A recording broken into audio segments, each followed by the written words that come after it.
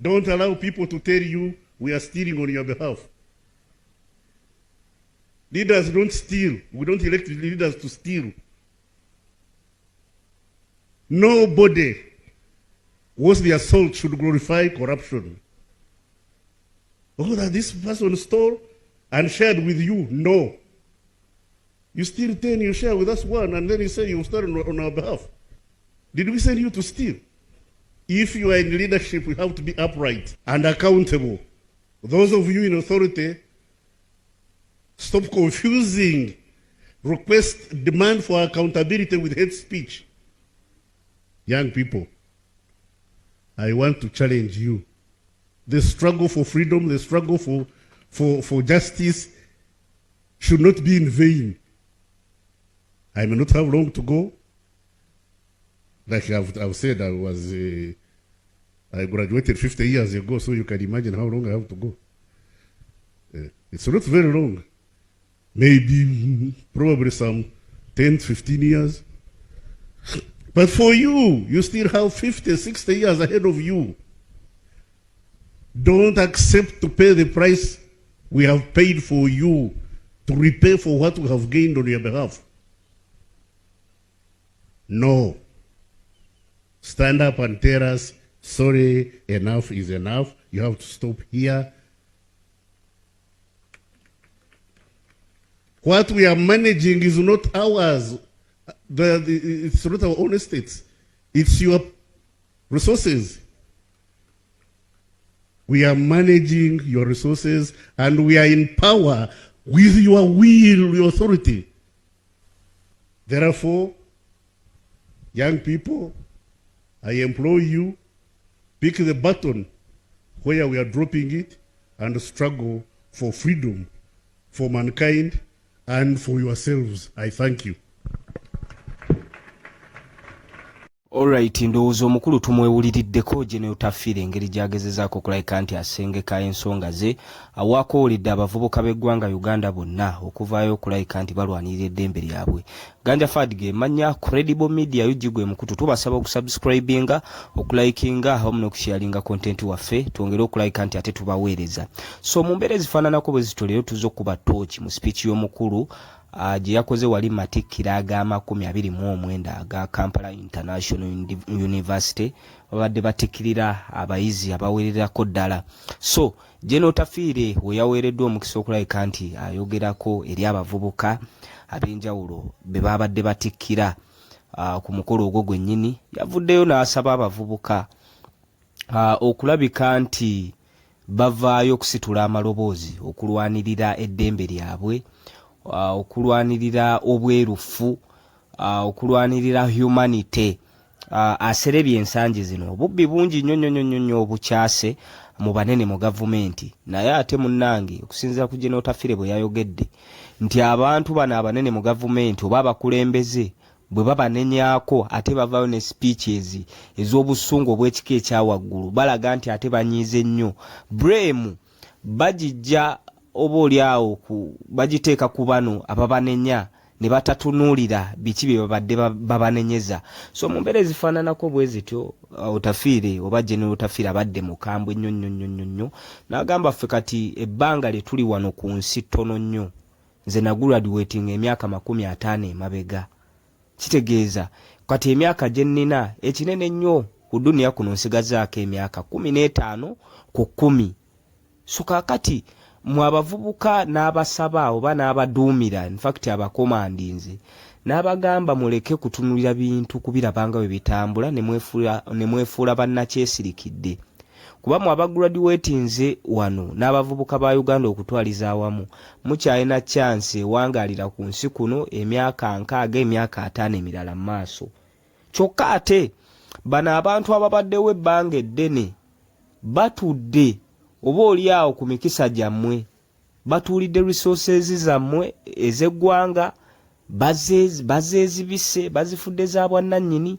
So Tafiire abadde mukambwe nnyo mu bigambo bye. Ate Tafiire ono ebigambo bye byali byakyukamu dda kuviira ddala emabega wano tubadde tumugoberera tujjukira project eya MK era otafiira ono yavaayo n'eddoboozi eriri vibrant, eddoboozi eri audible ng'agamba nedda taata bw'oba ofuze ate togenda kutuleetera mwana.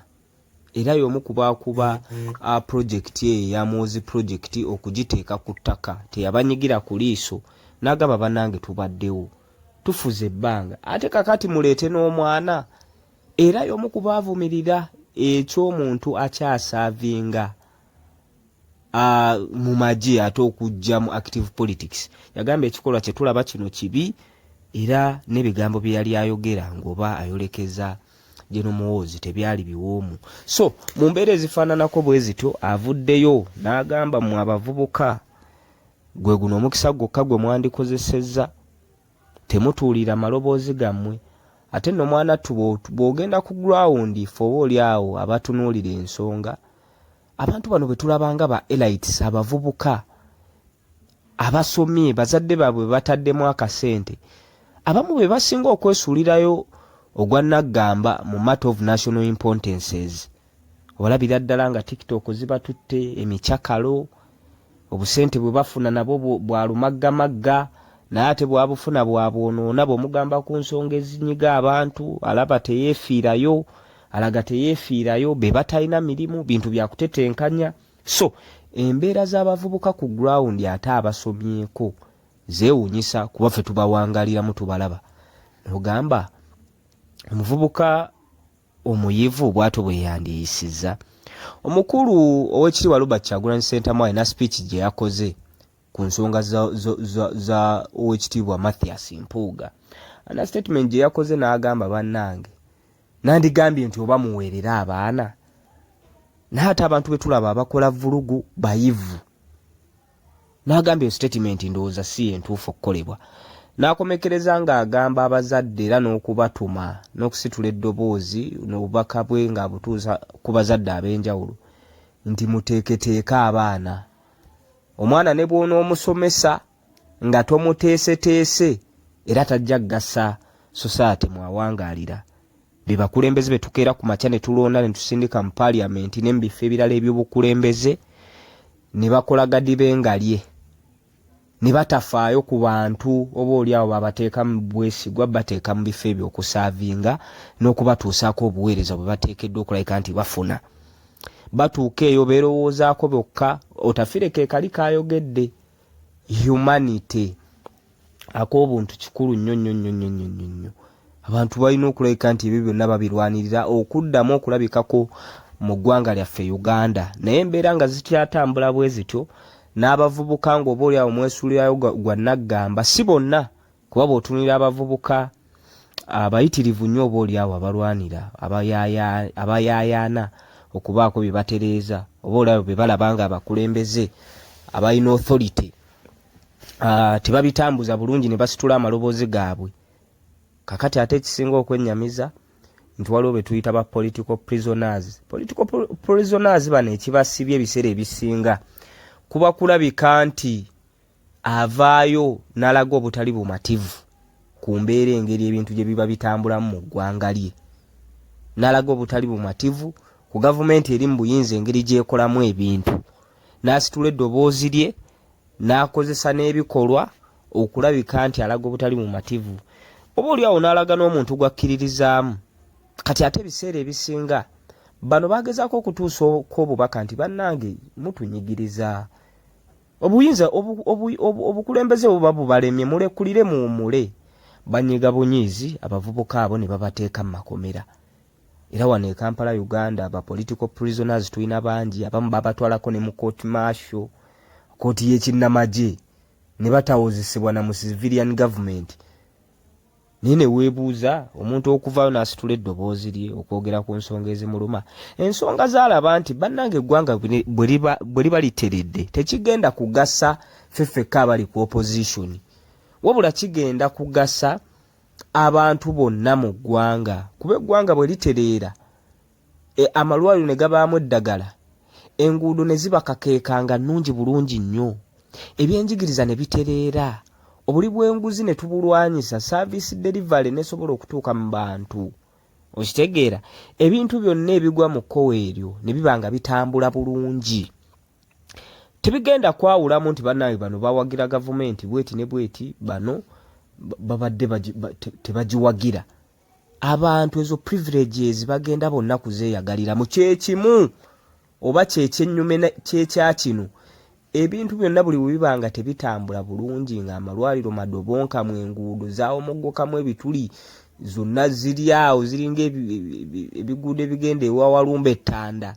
Ebyenjigiriza nga bifu nga tuproducinga ba half-baked students bavaamu bonna ebintu tebabitegeera nga bintu buli bwenguzi service delivery nga tetuuka ku ground tebigenda sosola kala ki gy'oyambala mu byabufuzi.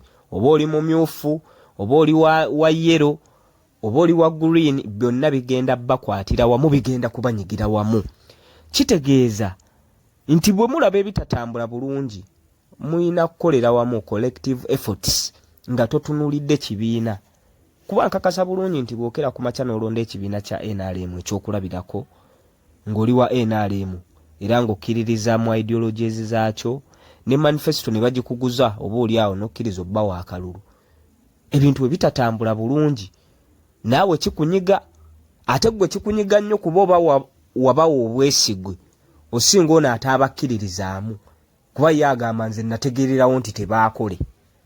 Kyokka ate gwe wali wabawa obwesigwe ng'omanyi bajja kukola ki, bajja kukola ne batakola, kitegeeza gwe kikuluma nnyo. Okitegeera? So embeera yonna enyigiriza tesosola. Eggwanga lyonna nga linaaterera n'amawanga gonna agateredde ge twesiimisa, abavubuka baago yeba empagi sseddugge be bawoma omutwe mu nsonga zonna okulabika nti zitambula nga bwe baagala zitambule. Abakuliridde emyaka, y'ensonga lwaki otafiira agambye nze sikyaliwo emyaka 10 kijja bba kizibu ekinene nnyo 15 naate mwe mugenda kusigalawo muzadde abaana nabo basituka. Nsaasira nnyo omuvubuka abyangatanya okufuna omulimu nga yasoma ebitabo bye. Sikakasa nti ekyo kyagaliza mutabani wo oba muwalawo bukere ku makya ng'embeera gy'oyiseemu okubaako wooli oba n'embeera gy'owangaliramu ey'akanyigo gy'oyagaliza abaana bo bwepo n'abazzukulu. So bibyo bigambo by'otafiire ffenna twetaaga okulabika nti tubyefumiitirizaako. Bibadde bikulu nnyo nabye n'Oweekitiibwa Robert Kyagulanyi Ssentamu abisharinzeeko ku social media platforms ze. So tubyefumiitirizeeko ng'abavubuka b'e Uganda tufunemu ekyokuyiga ekinaatwala eggwanga mu maaso. Ganja Fad ge mannya ku Credible Media yujigwe mukutu. Tubasaba okusubscribinga, okulikinga wamu n'okusharinga content waffe. Salaamu alaikum wa rahmatullahi wa barakatuh.